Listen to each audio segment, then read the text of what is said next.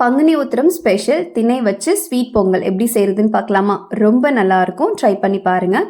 100 gram சுண்டலை, அரை cup அளவுக்கு பச்சை பயிரை மீடியம் ஃப்ளேமில் வச்சுட்டு ஒரு 5 நிமிஷம் வறுத்துக்கோங்க. ரொம்ப வறுக்க வேண்டாம், லைட்டாக வாசனை வர அளவுக்கு வறுத்துக்கோங்க.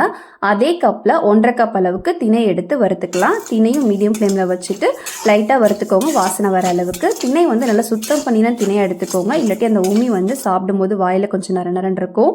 இப்போது இதை வந்து ஒரு அரை மணி நேரத்துலேருந்து 3/4 மணி நேரம் வரைக்கும் தண்ணியில் நல்லா ஊற விட்டுக்கலாம். ரெண்டுத்தையும் சேர்த்து ஒரு 1/4 கிலோ அளவுக்கு வெல்லத்தை ஒரு டம்ளர் தண்ணி ஆட் பண்ணி அதை நல்லா உருக்கி எடுத்துக்கலாம். பாகுபதெல்லாம் வரணும் அவசியம் இல்லை.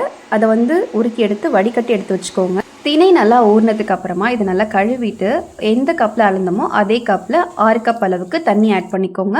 2 டம்ளர் நல்லா திக்கான பாலை ஆட் பண்ணிக்கோங்க. இதை வந்து குக்கரில் ஒரு 4 விசில் விட்டு ஒரு 5 நிமிஷம் ஸ்லோ பண்ணி நல்லா வேக வச்சு எடுத்து வச்சுக்கோங்க. தண்ணி அதிகமாக சேர்க்கும் போது நல்ல குழைவாக பொங்கல் ரொம்ப நல்லாயிருக்கும். இப்போ ஒரு கடாயில் நெய் சேர்த்து முந்திரி பருப்பு, திராட்சை இதெல்லாம் வறுத்து எடுத்து தனியாக வச்சுக்கோங்க. அதே கடாயில் வந்து வடிகட்டி வச்சுருக்கிற வெல்லத்தையும் சேர்த்துக்கலாம். இப்போது பொங்கல் பார்த்திங்கன்னா சூடாக இருக்கும் போதே நல்ல ஒரு திக்கான கரண்டியை வச்சு நல்லா மசிச்சு கொடுத்திங்கன்னா நல்லா குழைவாயிடும். இப்போது வெல்லத்து கூட இந்த பொங்கலையும் சேர்த்துக்கலாம். இது ரெண்டுத்தையும் நல்லா கலந்து விட்டுட்டு கொஞ்சமாக உப்பு, ஏலக்காய், வறுத்து வச்சுருக்கிற முந்திரி, திராட்சை இதெல்லாம் சேர்த்துட்டு பச்சை கற்பூரம் இருந்துச்சுன்னா கொஞ்சம் சேர்த்துக்கலாம், நல்லா வாசனையாக இருக்கும். கடைசியாக நெய் சேர்த்துக்கோங்க. ஒரு 5 நிமிஷம் ஸ்லோவில் வச்சு எல்லாத்தையும் கலந்து விட்டு ஆஃப் பண்ணிவிடுங்க. கன்சிஸ்டன்சி கொஞ்சம் தண்ணியாக இருக்கிற மாதிரி இருந்ததுன்னா கொஞ்சம் டைம் ஆக கொஞ்சம் நல்லா இறுகிடும், நல்லாயிருக்கும். 1/4 கிலோ வெல்லமே நல்ல ஸ்வீட்டாக டேஸ்ட்டாக இருக்கும். அப்படி இல்லை ஸ்வீட் கம்மியாக வேணும்னா ஒரு 50 கிராம் கம்மி பண்ணி ஒரு 200 கிராம் வெல்லமாகவே எடுத்துக்கோங்க.